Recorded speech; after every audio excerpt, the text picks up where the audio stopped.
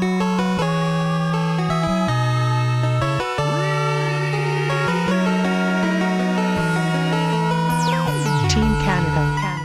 what's up guys? SeeJayAre here today with my top 10 Dreamcast video. These are my 10 favorite Dreamcast games. I'm not going to say that these are the 10 best Dreamcast games ever made. This is just my personal 10 favorite. I mean, I don't know if I would do a different list of 10 games. If I guess I could do what are considered to be the 10 best critically. But like I said, these are just my 10 favorite. A lot of these games are on this list because I had them when I originally had my Dreamcast, so I have an affinity for them. Some of the games that are going to be left out, there's going to be some big titles that I left off the list.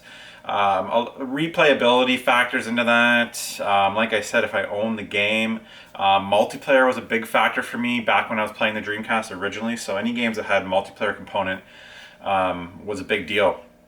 I've mentioned this before, but I picked up the Sega Dreamcast on, I guess it would have been September 8th, 1999. I was there at 12 p.m. at, I think it was called Babbage's back then. It might have been Electronics Boutique at the mall. I was there with my, at the time, girlfriend and one of my buddies. And we picked up the Dreamcast. I'm trying to remember the games here. I know Ready to Rumble Boxing, Ready to Rumble, Soul Calibur, Power Stone, Sonic Adventure, and I believe I picked up football too, maybe Hydro Thunder. All I know is I had a job at the mall at the time and I saved up, I think it was around $500 at the time. So picked up the Dreamcast, went home, played till about 5 a.m. and I think it was actually a school night, so I think I probably missed class the next day. But we continued to play that Dreamcast non-stop for probably the next, it wasn't too long because the Dreamcast didn't exactly have the longest lifespan, but probably a good year and a half in my buddy's basement. You played a ton of, like I said, multiplayer games. I'm going to go through some of them in my top 10, but the game I actually played the most on the game I've actually played the most on the Dreamcast, and probably the most out of any video game ever, was NBA 2K1. This didn't quite make my list, but it would definitely be in my top 15 or 20. We played this 4-player. We would play the street mode, and we would just, because there was 4 guys, we had 4 controllers, and we would just play 2-on-2. And it was some of the most fun we've ever had. My buddies weren't even really basketball fans. I was the only real basketball fan, but absolutely loved playing this. Anyways, I'm gonna get into my top 10 here. Starting at the top with a launch game, one of the games I picked up at launch, and that is Sonic Adventure. So Sonic Adventure is number 10 on my list. Really good 3D Sonic. Before this, there had been some 3D attempts, but it hadn't been done really well. They did a pretty good job on this one. Some people might like part 2 better, but like I said, this was a launch game for me, so I have a real connection to this game. At times, going back and playing this now, the controls are a little loose and it can be a little bit cumbersome trying to control Sonic in the 3D environment. But man, for the time, it was mind-blowing. The whole scene with the whale chasing you down the bridge, really, really cool stuff. So yeah, number 10 on my list is Sonic Adventure. So the Sega Dreamcast was really well known for its arcade ports, and it really, for the first time, gave me the feeling that I could play arcade games at home. So number 9 on my list speaks to that. That's Dynamite Cop. Dynamite Cop is number 9 on my list. Technically, it's kind of like a, you almost play, it's almost like a Die Hard ripoff. I know there was a Die Hard arcade game, so maybe that's why I'm thinking Die Hard, but just really arcade, 3D, beat 'em up. Really over-the-top weapons, cheesy dialogue. Not the hardest game or longest game because it was an arcade port. Didn't have the most replayability, but at the time the graphics were pretty nice. Going back and looking at it now, they don't really hold up. The character models are really blocky. This is my first experience with QuickTime events. This has a lot of great QuickTime events. Really cheesy stuff. You'll see when I was capturing the footage, hopefully I can play it right here. One of the QuickTime events, I missed it and the guy jumped right over the railing over the side. It was pretty funny. So really interesting and fun QuickTime events. It never gets annoying, the QuickTime events in this, but this was my first experience with QuickTime events. So Two player. We played two player. It's nice. It has two-player mode, so two people can play at once. So, anyways, number 9 is Dynamite Cop. Up next is a game I really enjoyed playing. I've seen releases of this and the follow-up on several consoles now. Part 2 came out on the Xbox. That is Jet Grind Radio. I always get mixed up. Part 2 is called Jet Set Radio and was released on the original Xbox, which I always call the Dreamcast 2. The Xbox was the closest thing we'll ever get to having a Dreamcast 2. That's kind of where Sega sent a lot of its exclusives over to the Xbox. So, and I believe there was rumors while the Xbox was in development that they were in talks to let Dreamcast games play on the Xbox. I think I heard that a few years ago, or somewhat recently. But yeah, number 8 is Jet Grind Radio. Really cool, very Japanese, stylized, really nice cel-shaded graphics. The soundtrack is amazing. It features a character called Professor K, which is he's like head of like a pirate radio, and he plays all the tunes, and he's kind of the central character in the story. You're on rollerblades, you are tagging, spray painting your tags everywhere. Along the way you pick up a whole bunch of your crew team members, and just really cool, over the top Japanese type game. That's Jet Grind Radio, number 8. So the next game here is a game that I actually just picked up recently, and I've only been playing for the last 6 months, but it quickly has become one of my favorite games on Dreamcast. A game that I really enjoyed on Dreamcast that didn't quite make my top 10 was Virtua Tennis. When this game first came out, it was really mind-blowing.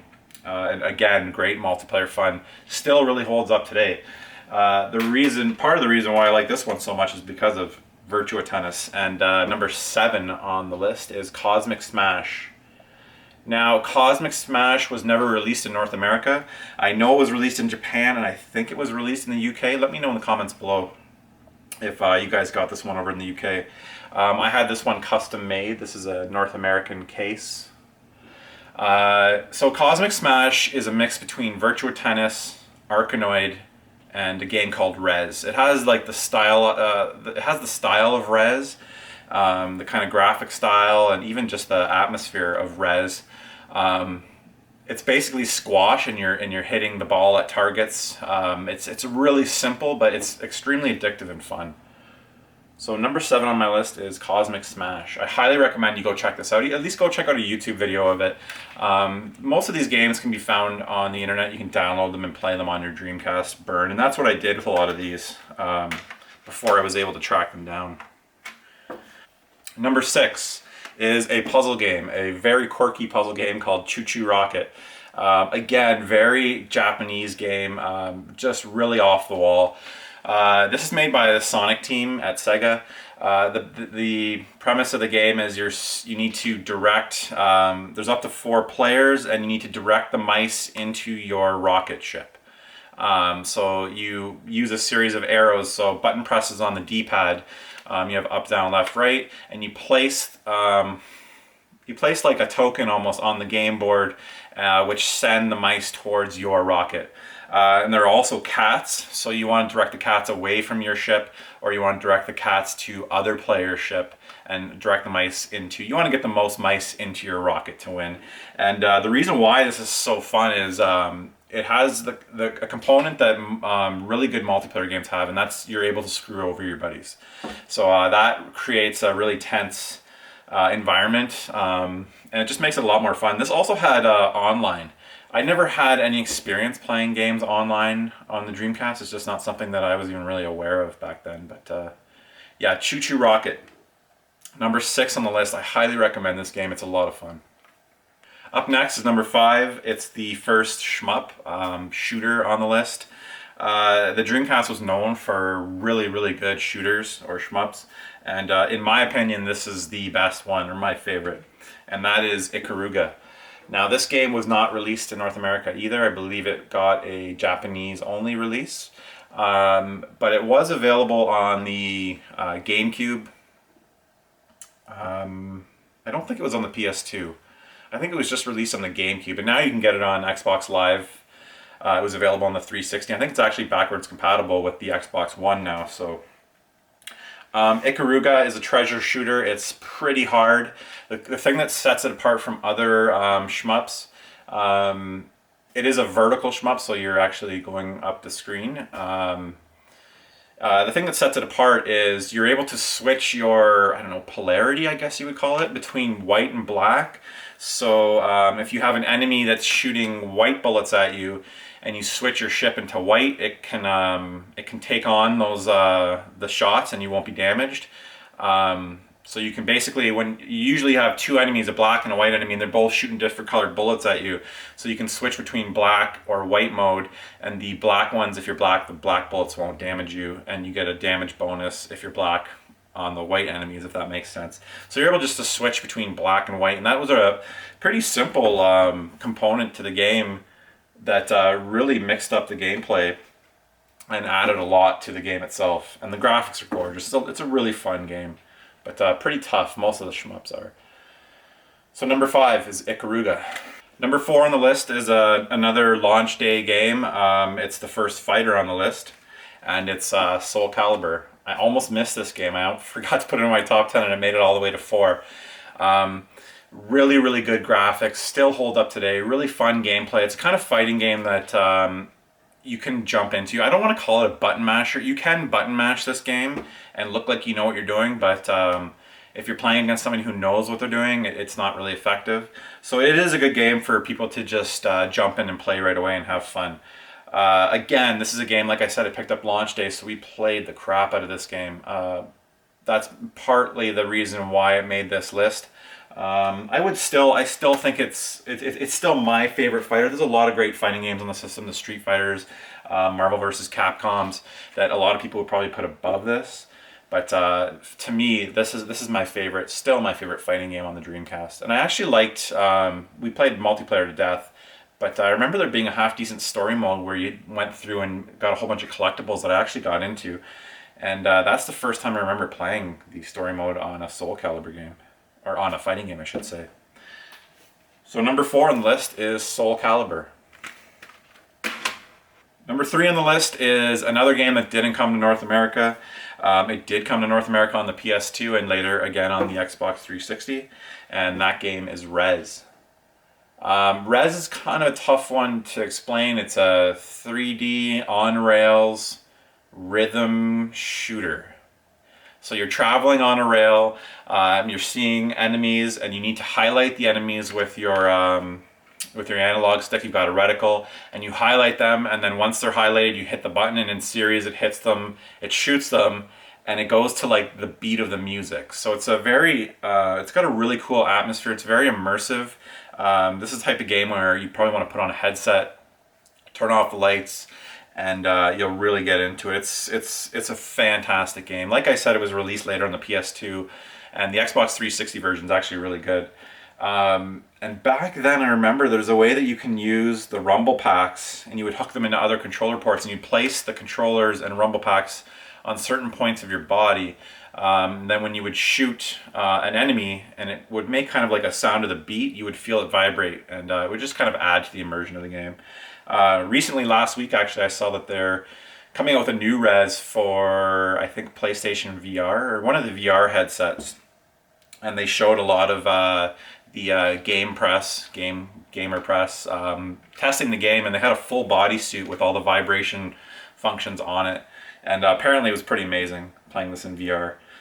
But yeah, number 3 on the list is Rez. I highly recommend you go check that out. The easiest place to get that is on the Xbox Live Arcade. And I'm not sure if that one's backwards compatible on the Xbox One, but I'm pretty sure it will be soon. The PS2 version's available too. I think it's getting pretty pricey. But Rez is a fantastic game. Nothing out like it. I believe there was a game for the 360 release called Child of Eden, and that was kind of like the spiritual successor to Rez. Love that game. Okay, so we're down to the last 2 games. It was a tough choice for me to put which one to put first and second for these. I decided to go with, at number 2, Cannon Spike. Cannon Spike is a really, really good game. It's one of the harder to find games on the system. It's getting pretty expensive. Cannon Spike is a cross. A lot of these games are kind of mashups of several different genres, and I really enjoy that. Cannon Spike is a mix of a beat 'em up. I would say Cannon Spike is a mix of a beat 'em up and a shmup. So you're in a 3D environment. You can play as a whole bunch of different Capcom characters. They've got Cammy and Charlie from Street Fighter, Arthur from Ghouls and Ghosts. I can't remember who else is in here. I can't remember if Mega Man's in here. Anyways, a whole bunch of Capcom characters. And basically you're in a 3D environment with enemies coming at you, and you can shoot or you can attack with like a melee attack. So basically you've got both components of a shooter and a beat 'em up.